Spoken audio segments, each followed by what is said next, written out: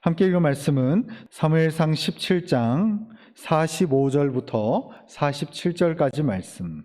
우리 세 절 함께 합독하겠습니다. 다윗이 블레셋 사람에게 이르되 너는 칼과 창과 단창으로 내게 나아오거니와 나는 만군의 여호와의 이름 곧 내가 모욕하는 이스라엘 군대의 하나님의 이름으로 내게 나아가노라. 오늘 여호와께서 너를 내 손에 넘기시리니 내가 너를 쳐서 내 목을 베고 블레셋 군대의 시체를 오늘 공중의 새와 땅의 들짐승에게 주어 온 땅으로 이스라엘에 하나님이 계신 줄 알게 하셨고 또 여호와의 구원하심이 칼과 창에 있지 아니함을 이 무리에게 알게 하리라. 전쟁은 여호와께 속한 것인즉 그가 너희를 우리 손에 넘기시리라. 아멘. 크기의 문제라는 제목으로 여러분들에게 하나님 말씀 전하도록 하겠습니다.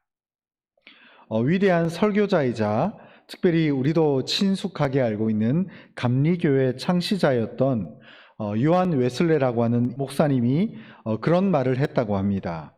하나님 외에는 그 누구도 두려워하지 않는 사람 10명만 내게 달라. 내가 세상을 한번 바꿔보겠다라는 유명한 말을 했었습니다. 이 말을 들었을 때 느끼는 것 중에 하나는 어떻게 보면 우리가 세상이라고 하는 골리앗의 크기에 압도되어서 믿음이 작은 것이 우리의 삶에 더 근본적이고 더 큰 문제라는 것을 생각하지 못하는 것은 아닌가라는 생각을 할 때가 있다는 것이죠.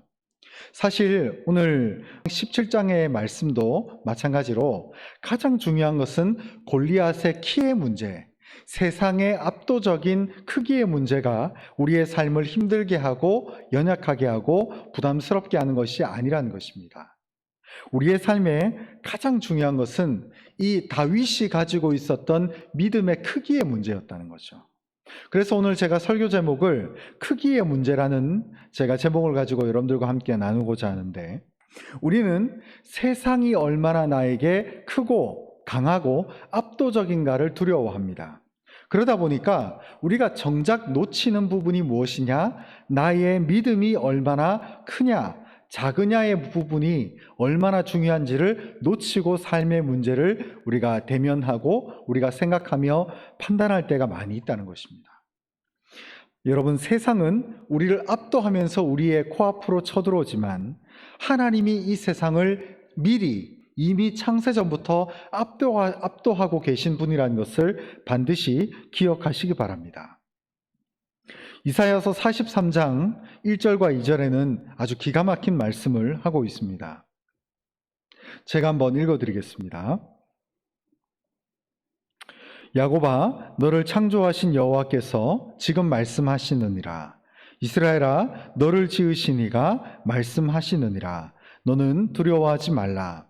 내가 너를 구속하였고 내가 너를 지명하여 불렀나니 너는 내 것이라.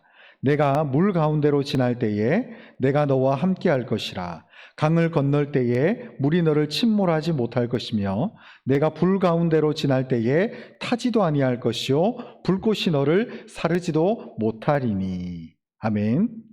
여기 이사야서 43장이 나와 있는 이 당시 이스라엘의 현 상태는 포로로 잡혀가기도 하고 수많은 전쟁으로 인해서 많은 이스라엘 백성들이 신음하고 있었던 그런 시대였습니다. 그러나 놀랍게도 이스라엘이라고 하는 이름의 원래 본명, 즉 더 친숙한 의미로 부르는 야곱아라는 말을 통해서 이사야서 43장 1절에 보면 너를 창조하신 여호와께서 지금 말씀하시느니라. 지금 우리에게 말씀하고 있는데 이스라엘아, 너를 지으신 이가 말씀하시느니라. 다시 한번 하나님께서 우리를 향해서 거듭해서 말씀을 하고 계신 분이라는 것을 우리에게 주지하고 있다는 것입니다. 그러면서 입을 떼면서 가장 먼저 이 하나님의 택한 백성 야곱과 이스라엘에게 가장 먼저 하시는 첫 문장의 말이 뭐냐면 너는 두려워하지 말라. 내가 너를 구속하였고 내가 너를 지명하여 불렀나니 너는 내 것이라. 우리가 구속에 대해서는 우리 교단의 특색도 마찬가지고 우리가 구속사에 대해서도 잘 알고 있습니다만 여기서 또 하나 재미있는 표현이 뭐냐면 지명한다는 것입니다. 지명. 일반적으로 야구라고 하는 스포츠를 보게 되면 1번부터 8번 타자까지 타순이라는 게 있습니다. 그때그때에 맞춰서 감독이 경기 전에 세운 타순대로 1번 타자부터 8번 타자까지 기용이 됩니다. 그런데 경우에 따라서 감독이 이때는 지명 타자를 내세워서 이때만큼은 이 지명된 타자가 나서서 저 투수의 공을 상대하라고, 이때는 지명된 타자를 통해서 이 공격 시점을 살리라고 지명 타자를 내세울 때가 있다는 거예요. 근데 재미있는 사실은 하나님께서 우리에게 두려워하지 말라고 했는데 그 이유가 뭐냐? 여기서 말하는 내가는 하나님이죠. 하나님이 바로 우리를 지명하여 불렀다는 것입니다. 여러분, 우리가 과학과 여러 생물학적인 측면에서 보면 어떤 한 남자와 한 여자의 결합을 통해서 때로는 우리가 생물학적으로 탄생한다라고 생각을 하기가 쉽습니다. 그래서 우리는 이 땅에 우연히 태어난 것 같고 지금 현재도 존재하는 대략 70억 정도 되는 인구의 한 명에 불과하다, 이런 식으로 우리의 존재와 나 자신을 생각하기가 쉽다는 거죠. 근데 이 성경이 말하는 핵심적인 요지가 뭐냐? 그게 아니라는 거예요. 하나님이 우리를 부르셨는데 어떻게 부르시고 우리를 창조하시고 우리를 계획하셨는가? 내가 너를 지명했다는 거예요.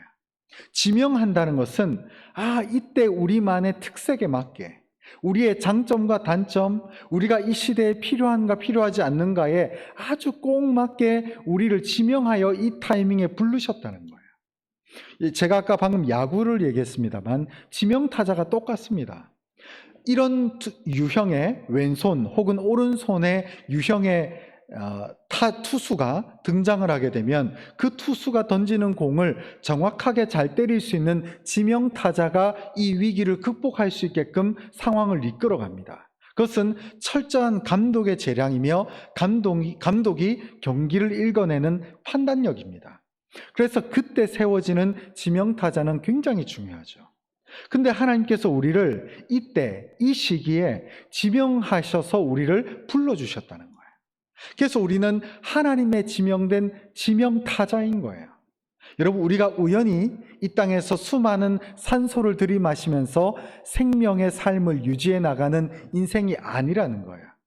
우리의 삶, 우리의 시간, 우리의 물질, 우리의 호흡, 우리의 생명과 관련된 모든 것이 하나님의 적재적소에 우리를 지명하여 불러주신 그 선택하심으로 인해서 내가 지금 여기 서 있다는 것입니다. 그래서 2절에 보면 우리를 지명하여 불러주셨기 때문에 우리가 감당할 수 없는 것들, 우리가 우리의 힘으로 능히 이겨낼 수 없는 것들은 하나님이 전부 다 책임져 주시겠다는 거예요. 2절은 이렇게 말합니다. 우리죠. 네가 물 가운데로 지날 때에 내가 너와 함께 할 것이라. 강을 건널 때에 물이 너를 침몰하지 못할 것이며 내가 불 가운데로 지날 때에 타지도 아니할 것이요 불꽃이 너를 사르지도 못하리니.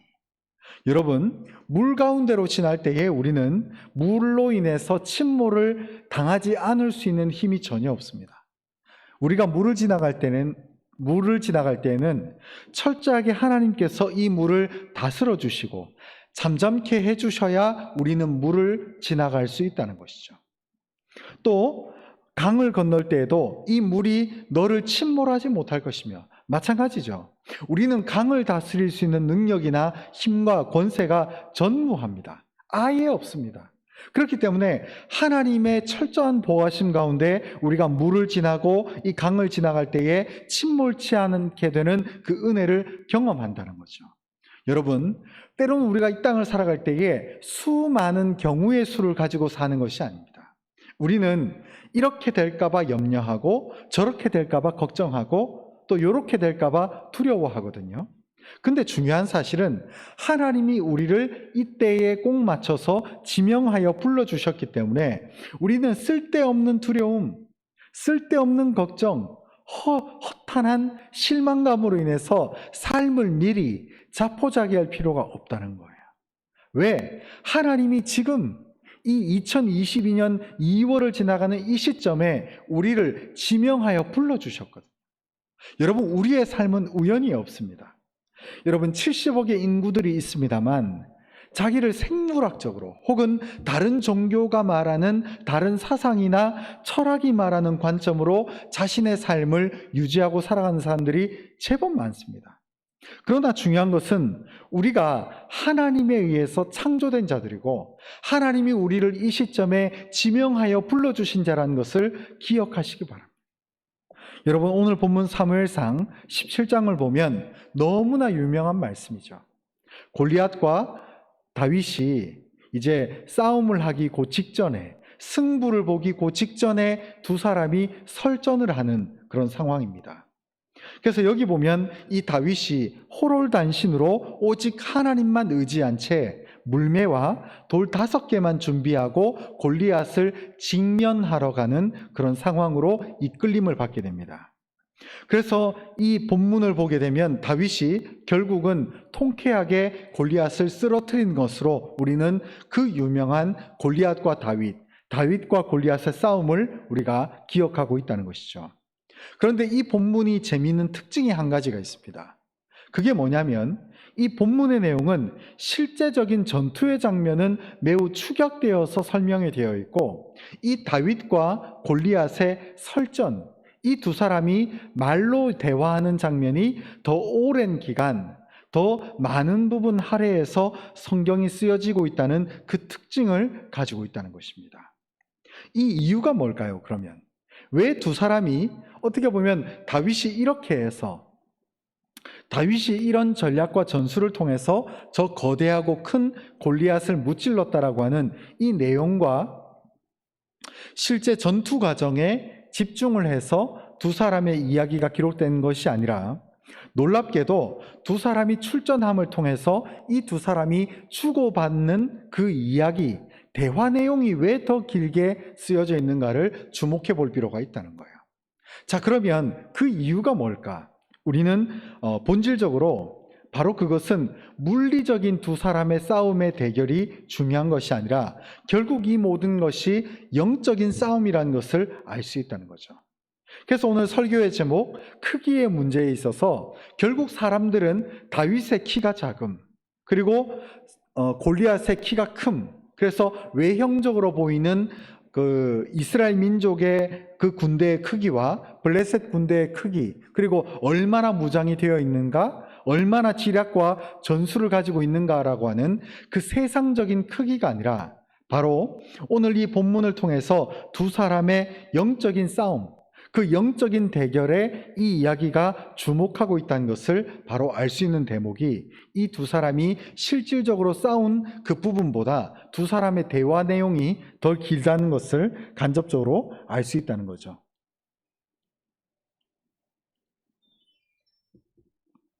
오늘 본문 이전에 보면 43절, 44절에 보면 이 골리앗이 다윗에게 이렇게 위협하고 엄포를 놓고 있습니다. 블레셋 사람이 다윗에게 이르되 내가 나를 개로 여기고 막대기를 가지고 내게 나왔느냐 하고 그의 신들의 이름으로 다윗을 저주하고 그 블레셋 사람이 또 다윗에게 이르되 내게로 오라 내가 내 살을 공중의 새들과 들짐승들에게 주리라 하는지라. 여러분 덩치가 2m가 넘는 그런 거대한 신체 조건을 가지고 있는 골리앗이 이렇게 무섭게 말하고 있으면 키가 작은 다윗이라고 한다면 굉장히 그 심장이 쪼그라들 수밖에 없는 그런 상황이라는 거죠. 굉장히 두렵고 염려가 되며 이 골리앗을 맞닥뜨렸을 때에 내가 짐승들의 밥이 될 수도 있겠구나 라는 두려움이 먼저 엄습해 온다는 거죠. 그러나 다윗의 반응과 그의 선포가 더 놀랍습니다. 이어지는 45절, 46절, 47절 오늘 본문이기도 하죠. 제가 한번 다시 읽어보겠습니다. 다윗이 블레셋 사람에게 이르되 너는 칼과 창과 단창으로 내게 나아오거니와 나는 만군의 여호와의 이름 곧 내가 모욕하는 이스라엘 군대의 하나님의 이름으로 내게 나아가노라. 여러분 분명히 43절에 보면 그는 이 골리앗은 자기가 믿는 신들의 이름으로 지금 다윗에게 나왔습니다. 그런데 45절에 보면 이 다윗은 만군의 여호와의 이름으로 지금 네가 모욕하는 이스라엘 군대의 하나님의 이름으로 내가 나아간다. 이렇게 말함을 통해서 어떤 신을 기반으로 그 누구의 이름으로 나가는지를 철저하게 다른 그 영적인 두 사람의 상태를 보여주고 있다는 것이죠. 우리는 통상적으로 전쟁이라고 하는 것은 수많은 지략, 그리고 수많은 군대의 어떤 군사의 수가 전쟁의 승패를 판가름한다라고 이야기를 합니다. 그러나 더 중요한 영적인 것이 있는데 바로 그것은 하나님을 향한 믿음의 크기, 그리고 우리가 누구의 이름으로 이 일을, 이 모든 상황들을 대면하는가라는 것이 우리의 삶 가운데 가장 중요한 핵심적인 삶의 요지라는 것입니다. 여러분, 생각보다 우리가 생각하는 그 생각보다 훨씬 더 많은 영역이 영적인 문제로, 그 영적인 크기의 싸움으로 모든 일에 승패가 좌우된다는 것을 기억하시기 바랍니다. 그래서 46절에 보면 이렇게 되어 있습니다. 오늘 여호와께서 너를 내 손에 넘기시리니 내가 너를 쳐서 내 목을 베고 블레셋 군대의 시체를 오늘 공중의 새와 땅의 들짐승에게 주어 온 땅으로 이스라엘에 하나님이 계신 줄 알게 하겠고. 여기 보면 다윗은 일어나지 않은 일들에 대해서 미리 예언적으로 선포하고 있습니다. 단순히 이 전쟁에서 내가 여호와의 이름을 의지해서 너만은 내가 물리치겠다 이런 게 아니라 너를 물리침을 통해서 이후로 이 블레셋 군대의 시체를 공중에 여러 가지 어떤 잔인한 얘기지만 결국 이 전쟁의 승패를 내가 가져오겠다는 거예요. 그래서 이 상황을 기점으로 내가 만군의 여호와의 이름, 그 하나님의 이름으로 나가기 때문에 내가 이긴다고 하는 확고한 믿음 가운데 마치 다윗이 예언적으로 마치 선지자가 된 것처럼 선포하면서 지금 골리앗 앞에 매우 강력하고 담대하게 대응하고 있는 것을 우리가 볼 수 있다는 것이죠. 자, 그러면서 47절에 보면 또 여호와의 구원하심이 칼과 창에 있지 아니함을 이 무리에게 알게 하리니. 여러분, 우리는요, 여기서 말하는 칼과 창이 뭘까요? 세상에서 말하는 물질의 크고 적음, 그리고 수많은 사람들의 힘과 능력, 그리고 수많은 명예의 많고 적음으로 인해서 이 모든 삶의 문제가 판가름 난다라고 생각을 합니다. 그러다 보니까 우리가 무엇을 놓치느냐?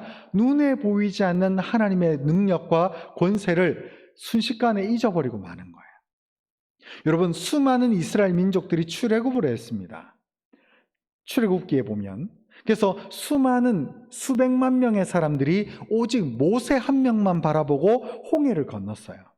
근데 이 모세가 출애굽을 하는 과정에서 무려 10가지나 되는 재앙을 통해서 바로 왕과 그 이집트의 권세를 순식간에 박살냈음에도 불구하고 그 이스라엘 민족들이 그런 놀랍고 기적적인 하나님의 섭리를 경험했음에도 불구하고 당장 눈에 보이는 모세가 40일 동안 시내산에 올라가서 빨리 내려오지 않는다라고 판단을 하니까 이들의 믿음이 흔들려 버리는 거예요. 그래서 그 시내산 밑에서 어떤 엉뚱한 짓을 하느냐? 바로 황금 송아지를 지어서 이것이 바로 우리를 인도해낸 하나님이라고 하는 거짓 메시지에 완전히 속아 넘어갑니다. 제가 왜 이런 얘기를 하냐면 여러분, 믿음은요, 열매로 아는 겁니다. 여러분, 우리가 아무리 말로 내가 예수 믿는 사람이다, 나 교회 다닌다, 아무리 우리가 말로 우리가 때로는 우리의 입술로 우리의 행동으로 교회를 들락날락 하더라도 우리의 삶의 가장 중요한 시점에서 하나님이 나에게 믿음을 원하실 때 내가 그 믿음을 드러낼 수 있는 담대한 용기의 사람이 될 수 있는가는 또 다른 별개의 문제라는 거예요. 그래서 이 다윗과 골리앗의 이 한판의 결투는 악의 세력과 이 성도가 벌이는 영적인 전투란 것입니다. 우리는 영적인 싸움을 하고 있어요. 여러분, 우리의 삶 가운데 이 골리앗은 단순히 전쟁으로만 국한된 존재가 아닙니다. 바로 우상의 이름으로 나오는 세상이라고 하는 가짜, 거대한 위협이라는 거예요. 그러나 우리는 참 하나님을 믿음을 통해서, 참 신이신 하나님을 믿음을 통해서 온전한 믿음과 소망을 가지고 이 우상과의 대결에서 승리할 수 있게 된다는 것입니다. 그래서 이 골리앗은 하나님을 부인하고 자기의 능력과 세상을 의지하는 자였죠.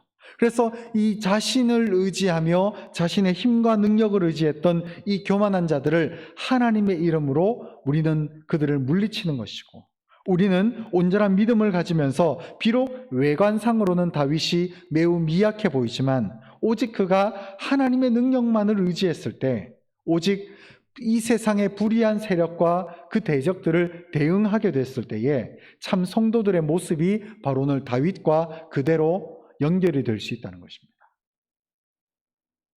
그래서 오늘 결론의 말씀을 드리고자 합니다. 첫 번째 결론의 말씀은 우리는 믿음을 보일 때를 위해서 미리 준비하고 스스로 훈련해야 한다는 것입니다. 여러분, 믿음은 말에만 있는 것이 아닙니다. 내가 예수 믿는 사람이다, 내가 교회 다닌다, 거기에 국한되는 것이 아니라는 것이죠. 여러분, 신명기 31장 6절 말씀을 같이 한번 읽겠습니다. 신명기 31장 6절입니다. 제가 한번 읽어드리겠습니다.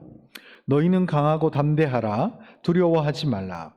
그들 앞에서 떨지 말라. 이는 내 하나님 여호와 그가 너와 함께 가시며 결코 너를 떠나지 아니하시며 버리지 아니하실 것임이라 하고. 여러분, 하나님께서 우리에게 말씀하신 것은 너는 강하고 담대하며 두려워하지 말라는 것입니다. 그래서 일상 가운데 미리 훈련해야 됩니다. 사람을 의지하지 않고 세상의 크고 작음을 두려워하지 말고 오직 하나님만 의지하며 강하고 담대할 수 있는 이 믿음. 그래서 이 세상 앞에서 떨지 아니하며 우리는 하나님과 함께하며 또 하나님이 나를 떠나가지 아니하신다는 절대 확신, 절대 믿음 속에서 두려워하지 말고 떨지 않는 믿음을 날마다 구비해야 되는 줄 믿습니다. 그리고 두 번째 결론은 세상의 크기가 아니라 바로 우리의 삶의 결정적인 문제는 믿음의 크기로 인해서 좌우된다는 것을 항상 기억하시기 바랍니다. 여호수아 1장 9절 말씀은 이렇게 말합니다. 내가 내게 명령한 것이 아니냐? 강하고 담대하라. 두려워하지 말라. 놀라지 말라. 내가 어디로 가든지 내 하나님 여호와가 너와 함께 하느니라 하시니라. 혹시나 올해 직장을 옮기신 분이 계신가요? 아니면 작년과는 다르게 좀 더 다른 선택, 좀 더 다른 인생의 행보를 걷고 계신 분이 있나요? 혹시 그런 분 가운데 내가 이것을 선택했다고 해서 두려워하거나 또 내가 경험하지 못했다고 해서 오지 않은 실패로 인해서 미리 겁을 먹고 두려워하는 분은 혹 계시지 않은가요? 여기 성경에서 뭐라고 하냐면 너는 강하고 담대하라. 두려워하지 말고 놀라지 말라. 왜요? 네가 어디로 가든지, 이게 중요합니다. 네가 어디로 가든지 네 하나님 여호와가 너와 함께 하느니라. 우리가 무엇을 하기 때문에, 우리가 무엇을 선택했기 때문에 이 선택으로 인해서 보호받는 게 아니라는 거예요. 하나님이 나와 함께하기 때문에 이걸 선택하든 저걸 선택하든, 여기 있든 저기 있든 하나님이 우리와 함께하기 때문에 두려워하거나 놀랄 필요가 전혀 없다는 거예요. 여러분, 놀라지 마십시오. 두려워하지 마십시오. 하나님이 우리와 함께할 때에 그 하나님과 함께하는 그 능력의 힘을 보시고 그 능력의 인도하심을 구하시기 바랍니다. 그리고 마지막 세 번째 결론입니다.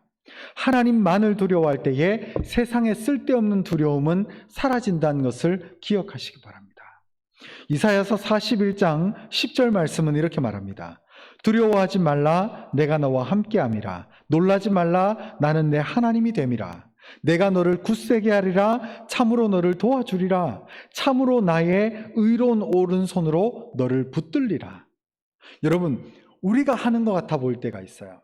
주변에 도움은 하나도 없고 내가 오직 혼자 이 모든 일들을 돌파해야 되는 것 같고 그 어떤 도움도 없이, 그 어떤 기대임도 없이, 그 어떤 주변의 도움 하나의 서포트도 하나도 없이 나 혼자 어떤 일을 가야 되는 것 같고 나 홀로 어떤 일들을 선택해야 되는 것 같고, 그래서 주변의 사람들은 아무도 안 보이고 어떤 물질을 얻을 공간도 하나도 없어 보이지만 홀로 서 있는 것 같은 그런 절대 외로움, 절대 고독 속에 있을 순간이 있을 때가 있습니다. 그러나 여러분, 명심하시기 바랍니다. 하나님께서 우리와 함께 계시고 우리로 하여금 놀라지 말라. 저는 두려워하지 말라는 말보다 더 이 말씀들 가운데 와닿는 것이 놀라지 말라는 거예요. 여러분, 우리는 새로운 환경, 새로운 사람, 새로운 여건에 들어가게 되면 깜짝깜짝 놀랍니다.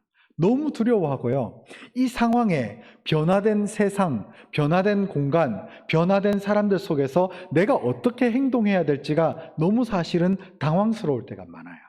근데 이 성경 말씀이 우리에게 전해주는 것이 뭐냐? 너는 놀라지 말라. 두려워하지 말라. 내가 너와 함께하고 있으니 네가 어디로 가든지, 네가 무엇을 하든지 내가 너를 도와줄게. 너는 너를 굳세게 해라. 내가 너를 도와줄게. 내가 너의 힘이 되어줄게. 내가 나의 의로운 오른손으로 너를 붙들어 줄게 라고 위로의 말씀을 하고 계신 분이 하나님이시라는 것을 반드시 기억하시기 바랍니다. 여러분, 하나님과 동행하십시오. 놀라운 특징은 하나님은 눈에 보이지 않는다는 거예요. 그러나 눈에 보이지 않기 때문에 내 삶에 더 강력하고, 눈에 보이지 않기 때문에 내 삶에 더 확실한 하나님의 능력과 살아계신 그 힘을 의지하며 우리가 붙들림 받을 수 있는 우리 모든 심령이 될 수 있었으면 좋겠습니다. 여러분, 우리의 삶 가운데 골리앗이 질비해 있습니다.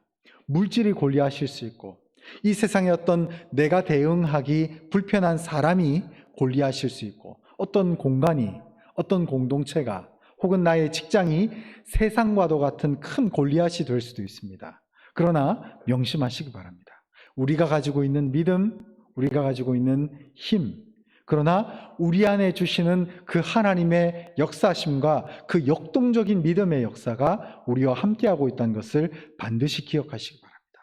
그 능력과 함께하면 우리는 두려워할 것이 없습니다.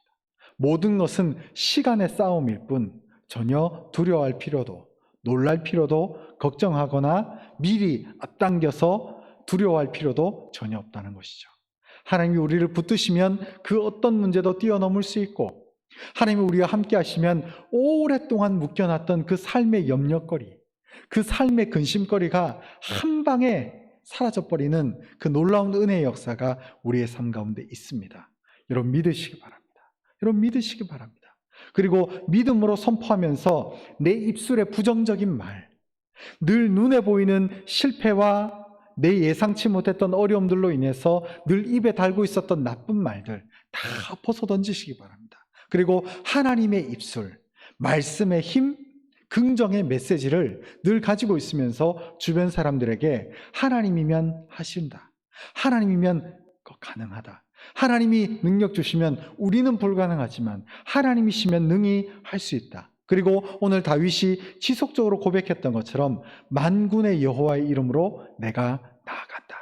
바로 이러한 메시지를 우리가 날마다 품으면서 하나님의 능력을 자유롭게 내 삶 가운데 내뿜을 수 있도록 온전한 그릇이 되며 온전한 믿음이 되게 해달라고 고백할 수 있는 우리 모든 심령이 될 수 있었으면 좋겠습니다.